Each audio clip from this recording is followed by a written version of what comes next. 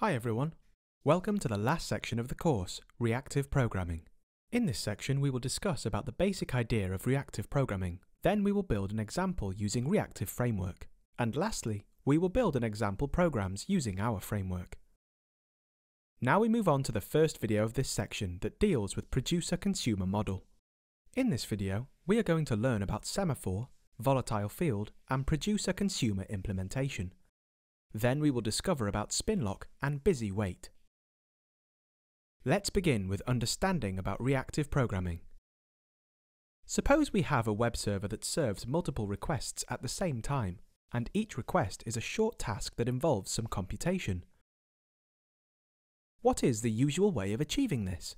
Well, the naive way would be to spawn a new thread for each request, but one can easily realize that this leads to an explosion in the number of threads in the application. Plus, the creation and deletion of threads are heavyweight activities. They slow down the entire application. Next, you can use a thread pool so the same threads can be used over and over to avoid the overhead of creation and deletion of threads. Therefore, the solution is to use the same thread for multiple simultaneous requests. This can, in general, be done if we stop blocking for I/O and use the same thread for another task when one task is waiting for I/O. Managing these things, however, is extremely complicated. Hence, we would need a framework to carry out these activities for us. Such a framework can be called a reactive framework. Moving on to the properties of reactive programming. Scalability. This property is the capability of the application to cater to proportional number of requests as the number of available resources increases. Responsiveness. We want the application to be responsive. For example, it should show a status when it is computing some result or fetching it from some other place. Resilience. Since we use the same thread for multiple tasks, handling errors is more complicated than usual. How do we let the user know of an error? So, instead of propagating the exceptions back down the call stack, we move forward and explicitly tackle the error situations. Let's take a look at producer-consumer model. A producer-consumer model is a design that divides processing into small components that send messages to other components. One produces a message and the other consumes and acts on it. It provides an abstraction to easily implement an application optimized to utilize all the resources. A producer-consumer model starts with a queue of messages. Producers publish messages in this queue and consumers receive them. This queue is different from the queues we have studied so far in a few ways. We want this queue to be thread safe, which is required for the queue to work correctly in a multi-threaded environment. We do not need to worry about the exact order of the messages being dequeued. After all, the order of messages does not matter when they are being received by different threads. In these conditions, we optimize the delivery of the messages. The thread synchronization techniques are required for more optimal usage of resources while maintaining the correctness of the program. Next, we move to semaphore. A semaphore is a special variable that allows us to limit the number of threads that can use a particular resource. Let's implement an example of a semaphore that gives us a thread-safe counter. First, we need to import the concurrent semaphore package and create a volatile int named thread-safe_int and initialize it to 0. Then we create an object of semaphore and passing 1 as its value. Here, the semaphore has been initialized to 1, which means it will allow only one thread to acquire it. No other thread can acquire it until it is released. Unlike synchronization, there is no requirement here that the same thread has to call the release method. A call to the acquire method of a semaphore will be blocked until it successfully acquires it. This means that the calling thread will be taken off the thread scheduler and put aside in such a way that the operating system's thread scheduler will not be able to see it. Once the semaphore is ready to be acquired, this thread will be put back in place for the thread scheduler to see it. Here, we store the previous value, release the semaphore, and further return the previous value. Proceeding with compare and set.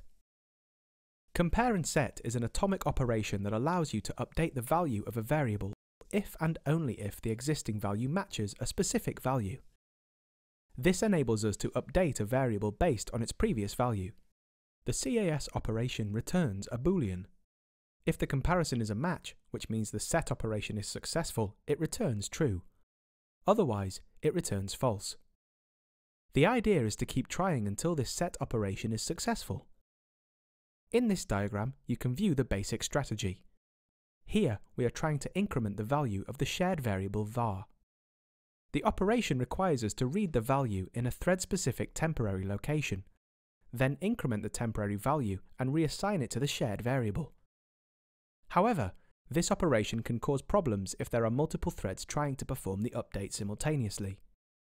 It can happen that both the threads read the value simultaneously in order to get the same temporary value. Both these threads can update the shared variable with the incremented value. This will increment the value only once, but it should have actually caused 2 increments. To avoid this, we check whether the value of var is still the same and update only when it is so. Otherwise, we read the value of var again and repeat the process. Since this compare and set operation is atomic, it guarantees that no increments will be lost. Let's create a class and give it a name threadSafeCounter.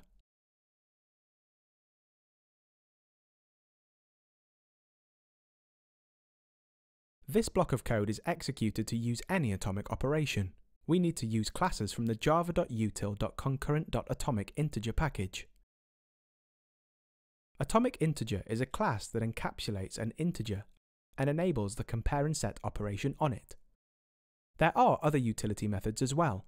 In particular, it has methods to perform atomic increments and decrements, just like the one we have implemented here.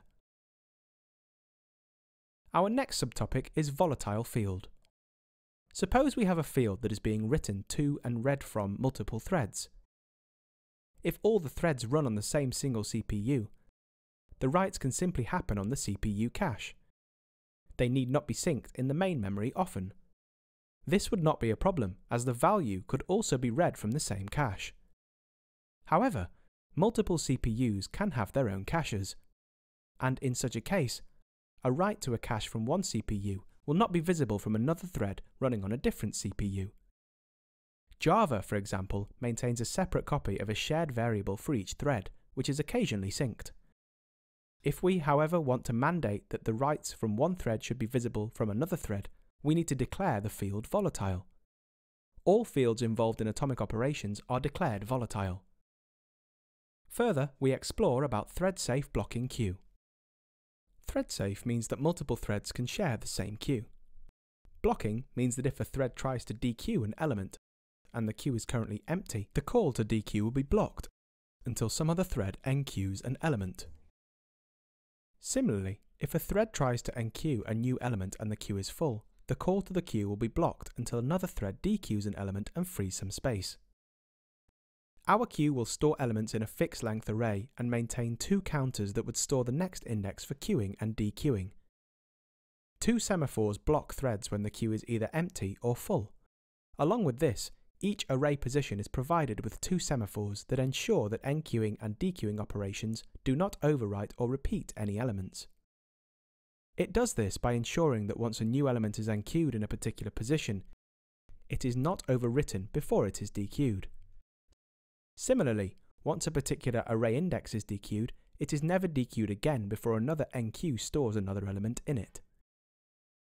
So let's create a new class for thread-safe blocking queue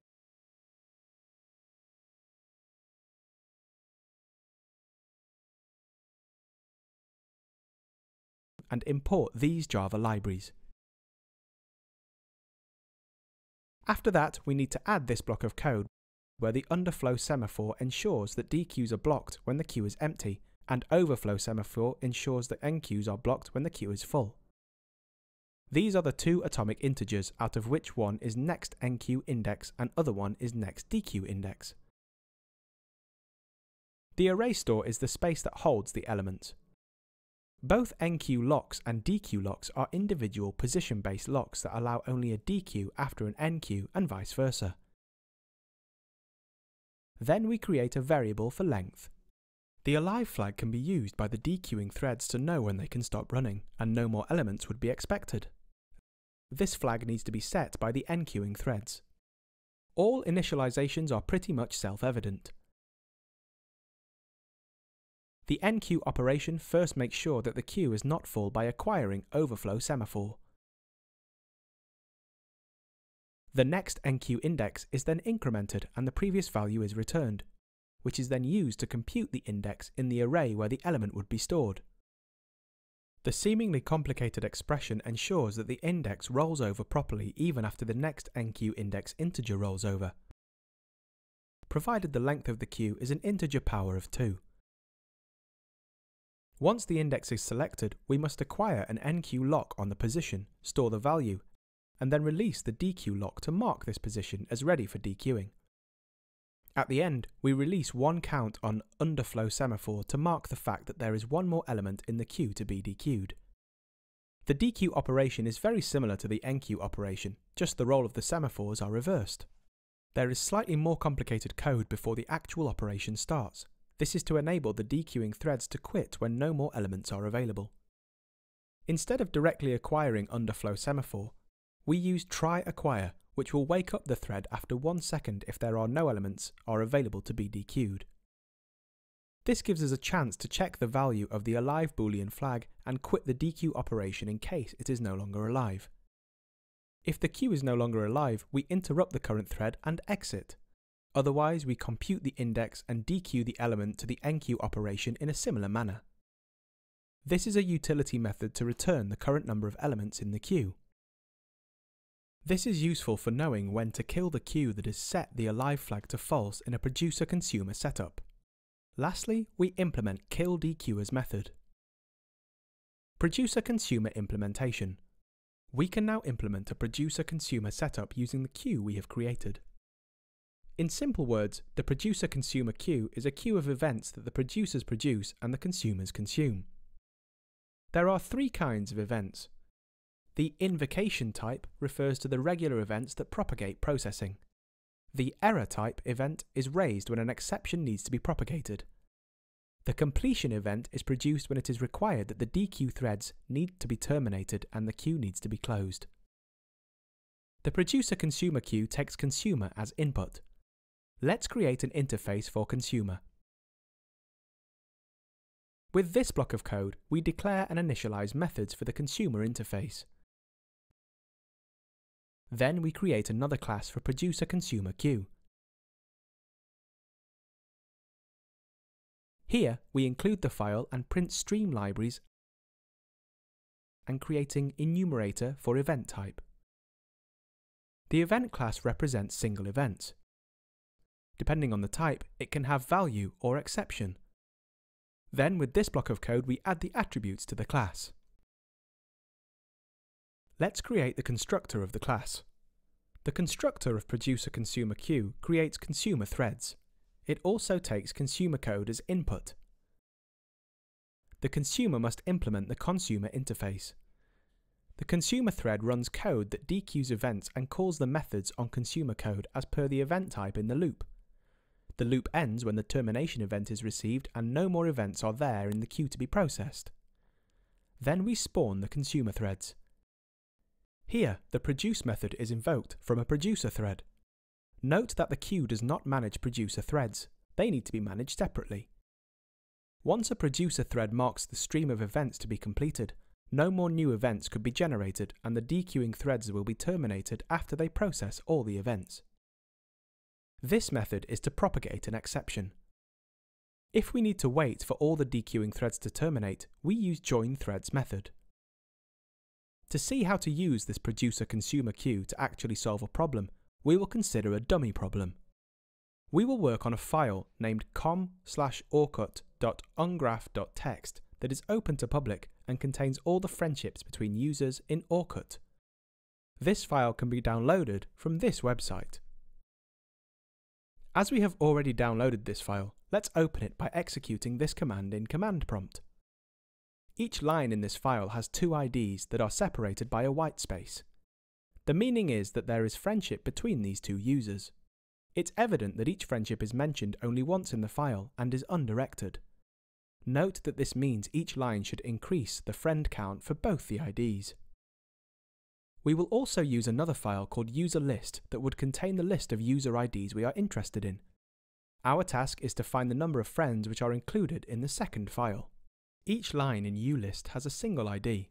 All IDs are unique, and we must find the friend count of each of these IDs. Note that some of these have no friends and thus are not mentioned in com_orcut.ungraph.txt file. Now we will create a utility class that will let us read integer IDs from the files. The purpose of this class is to read integer values from any text file so that not too many objects are created in the process. This is just to reduce garbage collection to some extent. So we create a new class named as FileReader.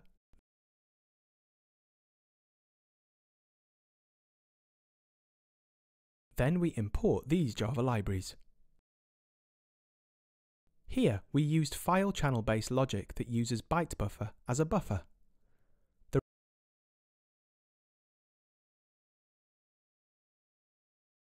read count variable keeps track of how many characters are left in the buffer. Next, we add the constructor of this class. Further, we implement the readInt from text method.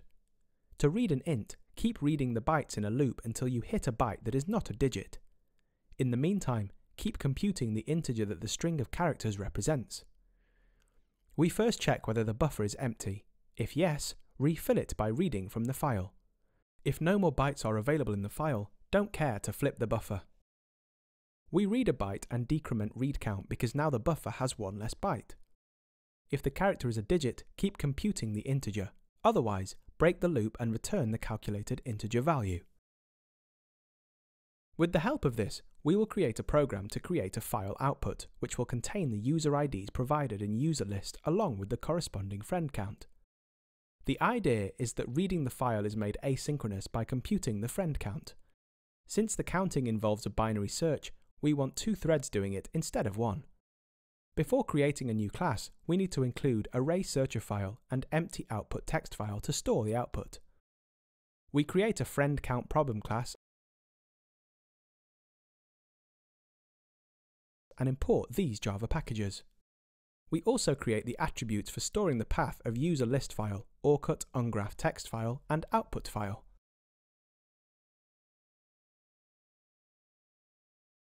Entering this line of code, we implement the main method.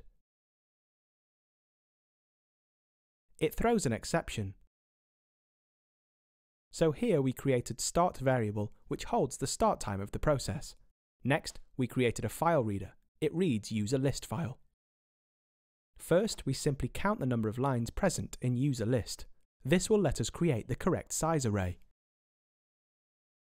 We create 2 arrays, one containing the keys and the other containing the friend count of each of the keys. The counts are stored in atomic integer objects so that they can be incremented from multiple threads. Here we read user IDs from userList in an array. Now we sort the array of user ID so that we can perform binary search on it. The job of our consumers is to search for each user encountered in com_orcut.ungraph.txt file and increment the corresponding count in the array values. Note that creating producer-consumer queue does not start any processing. Only consumer threads are created through this. Processing will start only when we produce events. We use the main thread for producing the events. We use the same FileReader class for reading each user ID separately. This is because both the users in a line in com_orcut.ungraph.txt have a friend for each line in the file. So we simply read the users and post them as events so that the consumers can process them. Once we are done processing the entire com_orcut.ungraph.txt file, we simply mark the queue as completed and wait for the consumer threads to be terminated. Now all the counts must be updated in the values array, so we simply read them one by one and store the output in the output file. Lastly, we print the consume time on the console. As you can see, the time taken here is 62 seconds. Let's view the output which we have stored in the empty output file. This is the output of the user with no friends. This example demonstrates technique to solve actual problem using the reactive technique of producer-consumer. Now we will discuss another way of implementing our event queue. It does not involve blocking on semaphores. A semaphore normally blocks a thread before the thread acquires it. This blocking is achieved by the operating system by removing the thread from the list of threads that are ready to be scheduled for processing time on the CPU. Every semaphore has a list of threads waiting on it, and these threads are removed from the list of running threads. Once the semaphore is released, threads from the list attached to the semaphore are removed and put back on the list of the running threads. This operation is somewhat heavyweight and requires processing time. Another way to stop a thread from accessing a shared resource is to use a spinlock. A spinlock is generally implemented using an atomic variable and compare and set operation. A thread in a spinlock simply tries to perform compare and set on a variable in a loop. It does so until it succeeds. To the operating system, this thread is as good as a running thread and is scheduled just like any other thread. The thread itself, however, keeps trying a compare and set operation and consumes processor time. This is why it is called a busy wait. The thread can proceed to do something meaningful once the compare and set operation is successful. Spinlocks are useful when the resource would not be available only for a short period of time. It simply does not make sense to do all the heavy lifting of removing the thread from the list of running threads and blocking on a semaphore if the resource is unavailable for a brief period of time. We can implement our thread-safe queue with spinlocks instead of semaphores by creating a new class. Here we include all the required Java libraries. Then we need to add attribute to this class. Here we have created the attribute index of the next enqueue and dequeue. Each array location for storing the queue elements is protected by two atomic Boolean variables, stored in the enqueuelocks and dequeuelocks arrays. The only thing we want to make sure is that after each dequeue, there should only be a single enqueue, and after each enqueue, there should only be a single dequeue for a particular array location. This line of code creates the object of the atomic integer. The value of length is stored in this object. Post that we create the constructor of this class. When enqueuelocks I is false, it means there is no element being stored at the position I. When dequeuelock I is true, it means the same thing. The reason we need either is for protection when an element is in the process of being enqueued or dequeued. Here is the core of the lock. We simply take the next index to enqueue and try to get enqueuelock. If it is false, which means nothing is already enqueued, it is atomically set to true and it starts the enqueue process. Otherwise, we keep doing the same thing in a busy loop until the compare and set operation is successful. Once the process is completed, we release the dequeuelock by simply setting it to false. A compare and set operation is not necessary here because it is guaranteed to be true. The number of elements are maintained using another atomic variable. The dequeue operation is very similar, just that the enqueue and dequeuelocks have switched places. The rest of the code is self-evident. Next, we add another method that is enqueue procedure only. Here, we have created integer variable for storing the half value, and we have performed some operations in the loop. The rest of the code is self-evident. Further, we implement the main method which throws an exception. Then we add the attribute of the class for the main function. Here, we have created the final object of the class thread-safe fixed-length spinlock queue. Also created the printstream object, in which we have passed the anonymous object of the class file with the path of our empty text file output 1. The long variable with the name start is created for marking the current time before initiating the execution. Post that we implement the runnable variable with the name dequeuer, dequeuer2, and enqueuer. In the highlighted part of the code, we have initiated the for loop, which iterates for 2 times, and in the next loop it iterates for 10 times. It's time to view the output. Our output will be stored in the file name output1. As you can see, this is our output.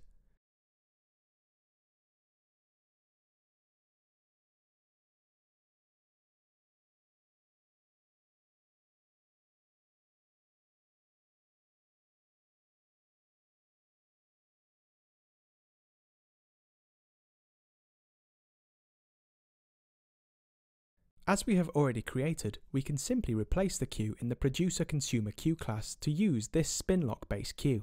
In our case, the spinlock version of the queue performs better than blocking the queue. Let's solve another problem using producer-consumer queue. Our problem is to find all the perfect numbers between 2 and 500,000. What is a perfect number? A perfect number is a number that is the sum of all its divisors, excluding itself. The first perfect number is 6. 6 has 3 divisors excluding itself, namely 1, 2 and 3, and 6 equals 1 plus 2 plus 3. This is what makes 6 a perfect number. To find all the perfect numbers between 2 and 500,000, we will check whether each number in the range is a perfect number. So, we create a new class and name it as Perfect Number Test.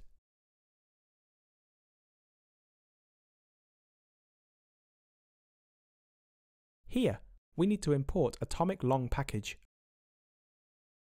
and we implement the perfect method with this block of code. For every number div, we check whether the number x is divisible by div. If so, we add it to the sum. In such a case, if we divide x by div, we will of course get another divisor of x as a result stored in the variable quotient. This must also be added to the sum unless it is equal to div. We stop this process when we pass through the square root of x, that is, when div is bigger than the quotient we get when x is divided by div. Since we originally exclude 1 as a divisor to avoid adding the number itself, we add 1 to the sum at the end and check whether it is equal to x. If so, x is a perfect number. As you can see, checking whether a given number is a perfect number is a computationally expensive operation, which makes it desirable to use all the CPUs to compute it. We will use our producer-consumer framework to do this. So let's implement the method findPerfectNumber with producer-consumer by adding this block of code. This method throws interrupted exception. Here, we have created variable start to note the start time. Our consumer code simply checks whether a given number is a perfect number and then prints the number if it is so. The producer simply generates and queues all the numbers. Since the consumer runs in multiple threads and it is the part that is computationally intensive, it should work faster than the single-threaded version. With this line of code, we print the total time taken for the execution. Now let's implement the single-threaded version by adding this block of code. This line of code creates the variable to note the start time of the execution. With these lines of code, we compute the method along with isPerfect method. Lastly, we implement the main method and call both these methods. Run the program and view the output on the console window. As you can view the output, since my computer has CPU of 4 cores, I used 4 threads to do the heavy lifting. On my computer, this program takes 3,344 milliseconds as compared to 5,636 milliseconds for the single-threaded program. In this video, we have learnt about semaphore, volatile field, producer-consumer implementation, and spinlock and busy wait.